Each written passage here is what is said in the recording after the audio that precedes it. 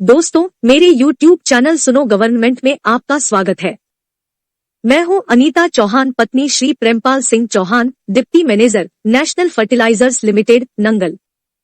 Employees pension scheme 1995 पर supreme court के निर्णय के बाद आज का वीडियो बहुत ही महत्वपूर्ण है। आइए EPS 1995 की पेंशन से संबंधित प्रश्नों के उत्तर के लिए मैं मिलवाती हूं आपको मेरे हस्बैंड श्री प्रेमपाल सिंह चौहान से। दोस्तों नमस्कार, आपका फिर से इस वीडियो में स्वागत है। उम्मीद करता हूं आप सब लोग अच्छे से होंगे। अभी का जो वीडियो है ये एग्जाम्पल मैंने लिया है, हमारे एक कुमन दास जी हैं। कुमन दास जी ने ये एग्जाम्पल मेरे लिए भेजा है कि आप इसको कैलकुलेट कर दीजिए और कैलकुलेट करके मुझे बता दीजिए। जब भी हमने पहले ही कहा हुआ है कि आपको यदि हमसे कोई डाटा बनवाना है तो आप हमें डाटा भेज दीजिए यूट्यूब उस पर, टेलीग्राम पर, एक्सेल सीट में। और एक्सेल सीट में जब आप डाटा भेज देंगे तो हम उसका एक वीडियो बनाएंगे और यूट्यूब पे उसको आपके यूट्यूब के माध्यम से आपसे मिलेंगे वीडियो बनाकर कि आपको कहां कहां क्या क्या करना है और कितना अमाउंट आपका बनता है। तो ये आज का जो एग्जाम्पल है वो कुमन दास जी का है। कुमन दास जी ने हमें ये डाटा भेजे हैं। तो मैं आपको बताना चाहूंगा कि कुमन दास जी जिस भी कंसर्न में सर्विस करते हैं इससे मेरा कोई लेना देना नहीं है। कुमन दास जी के आगे का नाम और बाकी सब चीजें भी क्या हैं, उनकी आइडेंटिटी क्या है, ये भी मेरा कोई लेना देना नहीं है। बस कुमन दास जी हैं और वो टेलीग्राम पे मुझसे जुड़े हुए हैं, यूट्यूब पर मुझसे जुड़े हुए हैं, यानी एक एम्प्लॉय हैं इस देश के, और उन्होंने ये अपना डाटा भेजा है। तो इस तरह ये उन्होंने जो डाटा भेजा है उसमें उनकी 1983 बेसिक थी आधे महीने की। ये 1983 जो बेसिक है ये आधे महीने की उनकी कटी है, उनकी नवंबर 95 की है। उसके बाद की उन्होंने जो भी है ये हमने इस कॉलम में वेज ले लिया है। यहाँ पे 8.33% है हमारा और 1.16% है आगे। और हमने एक ही सीट में हमने सारा कैलकुलेटर बना दिया है। तो इस तरह हम देखेंगे कि ये हमने पूरा का पूरा वेज लेने के बाद में, और ये सारी कैलकुलेशन इनकी मंथली आपका कितना आएगा, कितना आपको पे करना है और इस पे इंटरेस्ट कितना ईयरली कैलकुलेट होगा, ये सब हमने कर लिया है। तो चूंकि आगे आपको कुछ देना नहीं है इसलिए कोई भी इंटरेस्ट यहां भी कैलकुलेट नहीं हुआ है। ठीक है जी। तो इस तरह हम चलते हैं आगे और सीधे चलते हैं जब आप रिटायर हो रहे हैं। ये मैं कई बार बता चुका हूं कि 12 और 11% का इंटरेस्ट कैसे कैलकुलेट होगा। हमारी कैलकुलेशन सीट बिल्कुल सही है और यदि इसमें थोड़ी बहुत गलती है तो कृपया ढूंढिए, मेरा निवेदन है आपसे, आप भी ढूंढिए। और यदि आपको कुछ मिल जाती है तो मुझे जरूर बताइए, ताकि हमने देखिए आपका 20 जनवरी आपकी रिटायरमेंट डेट है और 20 जनवरी का जो पैसा है वो फरवरी में जमा होगा, वो फरवरी में काउंट होगा। तो हमने 20 ही दिन का पैसा यहां पे लिया है। हमने 20 ही दिन का पैसा यहां पे लिया है जो जनवरी का ये कटेगा। हमने इस पैसे को 20 ही दिन का लिया है और 20 दिन का लेने के बाद में हमने उससे ज्यादा इसको नहीं लिया है, 20 ही दिन का पैसा लिया है, ताकि अगली 19 तारीख तक का ही पैसा लिया है, क्योंकि आपकी 20 तारीख से तो पेंशन शुरू हो जाएगी। हमने 19 दिन का ही पैसा लिया है इसमें। तो इसलिए हम जो भी बिल्कुल डे वाइज, आप इस माइनस में मत जाइए, ये माइनस ऐसे ही सीट में पड़ा हुआ है तो मैंने भी इसे डिस्टर्ब नहीं किया है। तो इस तरह आप देखेंगे कि आपको जब आप रिटायर हो रहे हैं तब आपको कितना पैसा देना है। तब आप चूंकि जनवरी में रिटायर हो रहे हैं और मार्च तक का कैलकुलेशन ऑलरेडी इसके अंतर्गत है, तो 8,32,754 रुपए आपको उस डेट में देने हैं जिस डेट में आप रिटायर हुए हैं। ये मान के चलिए कि आपको उस डेट में इतना पैसा देना था। अब हम आते हैं आज की डेट में, क्योंकि आज की डेट में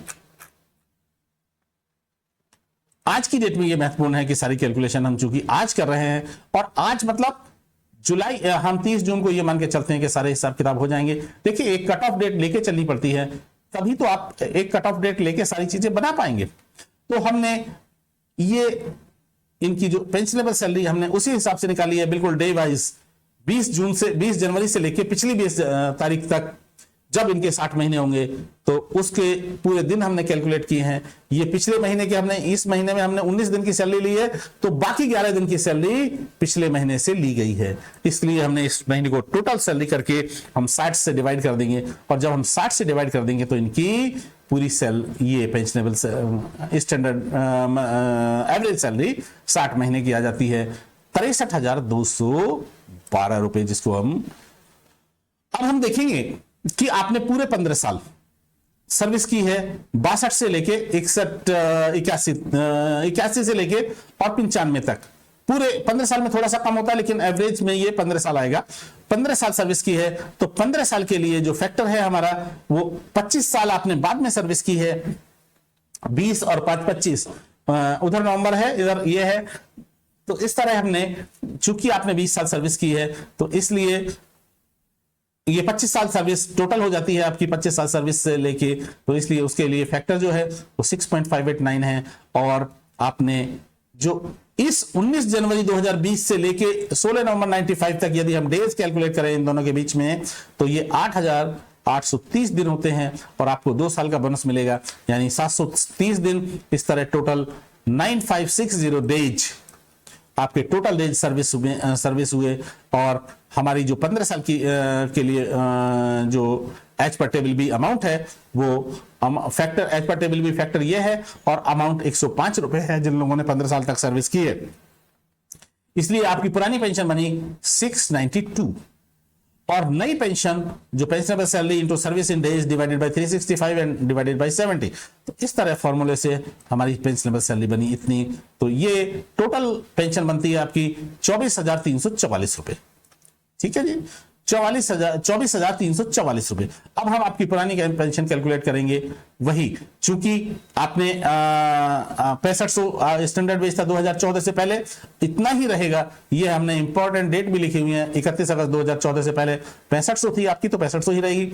उसके बाद 1 सितंबर 2014 के बाद आपकी 15 थी, तो चूंकि आप 20 में रिटायर हुए हो तो इसलिए आपका एवरेज भी 15,000 ही आएगा। तो आपने 6863 डेज 2014 से पहले ड्यूटी सर्विस की है और 1966 दिन आपने बाद में सर्विस की है। इस तरह हम दोनों के लिए पेंशन कैलकुलेट करेंगे। 692 आपकी ओल्ड पेंशन हो गई और 1746 रुपए आपकी 2014 की पहले की पेंशन और 1154 रुपए आपकी बाद की पेंशन।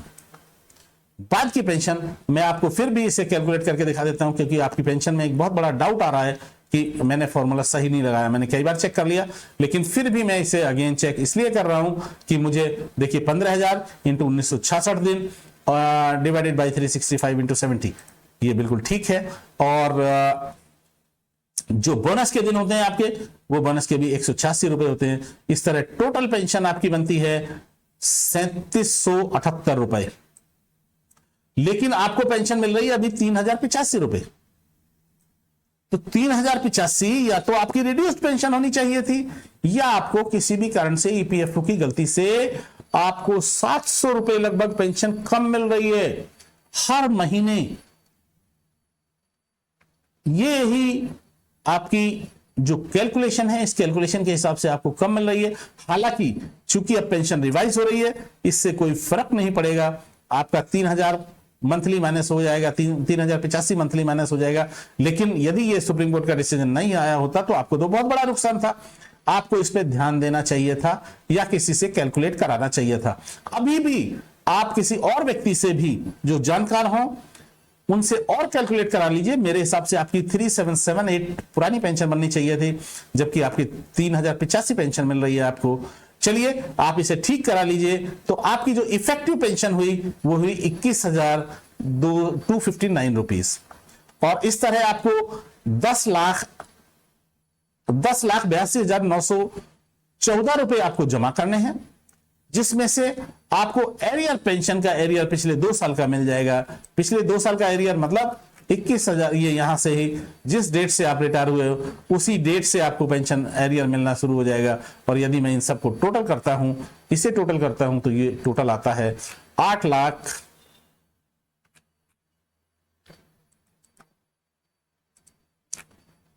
यदि मैं इसको टोटल करता हूं तो ये आता है 8,79,848। यानी अभी आपको देना था 10,82,214 और आपकी चूंकि पेंशन इतनी है 21,000 है, तो इसलिए अभी आपको इतना पेंशन मिलने के बाद भी अभी आपको और पैसा देना पड़ेगा। और पैसा देना पड़ेगा मतलब आपको जमा इतना करना, मिलेगा आपको इतना कम, मतलब आपका और जाएगा, यानी 1-2 साल बाद आप इसके जो बराबर में ब्रेक इवन पे आ जाएंगे। तो अभी तो आप सबसे पहला काम, मेरी सलाह आपको ये रहेगी, तो सबसे पहला काम आप ये कीजिए कि ईपीएफओ को लिखिए कि मेरी पेंशन गलत कैलकुलेट की गई है, 3,085 नहीं 3,778 रुपए बनती है। मैंने इसको, चूंकि ये डाउट इतना बड़ा डाउट था, 700 रुपए का डाउट मात्र 3,000 पेंशन में बहुत बड़ा डाउट होता है, 25-30% हो जाता है, 25% हो जाता है, 7 का 28, 25% लगभग हो जाता है। तो मैंने इसीलिए ये कई बार कैलकुलेट किया है, कई बार कैलकुलेट किया है इन दिनों इनको निकालने के लिए, क्योंकि मुझे ये डाउट था कि कहीं ऐसा तो नहीं मैं गलती कर रहा हूं। क्योंकि आपको एक मुझे डाउट अभी भी दिखाई देता है कि आप ये दिन देख लीजिए, ये दिन हमने कैसे निकाले, ये दिन देख लीजिए, क्योंकि पुराने दिन तो फिक्स है, 19 जनवरी से लेके 1 सितंबर 2014 तक 19 जनवरी। आप सीधे भी देखेंगे तो सीधा साधा सितंबर से लेके 4 और 1 5 महीने और 6 साल, 5 साल 5 महीने होते हैं, तो 365 से मल्टीप्लाई कर दीजिए तो इसका जो आपके दिन आते हैं हमारे 1966 रुपए। अच्छा, 1966 दिन वो बिल्कुल ठीक है और हमने कई बार इसे कैलकुलेट करके देख लिया है। तो आपका बहुत बहुत धन्यवाद देखने के लिए। आप विभूति जी, आप विभूति नहीं है, कुमन दास जी आपको पेंशन कम मिल रही है, आप इसको ईपीएफओ से ठीक कराइए। पहले मैं सलाह दूंगा कि आप अपने किसी दोस्त से और दोस्त यार से कैलकुलेट कराइए और किसी कैलकुलेटर में डाल के देखिए, आप जहां से भी संतुष्ट हो जाएं, और जब आप संतुष्ट हो जाएं तो आप ईपीएफओ को तुरंत लिख डालिए कि मेरी पेंशन इस तरह गलत कैलकुलेट की गई है, बैक डेट से मेरी ठीक की जाए। बहुत बहुत धन्यवाद आपका। आज की यह वीडियो आपको कैसी लगी कमेंट करके जरूर बताएं ताकि मैं इसमें सुधार कर सकूं। इस वीडियो को देखने के लिए धन्यवाद। लाइक और सब्सक्राइब करें, बेल आइकॉन जरूर दबाएं।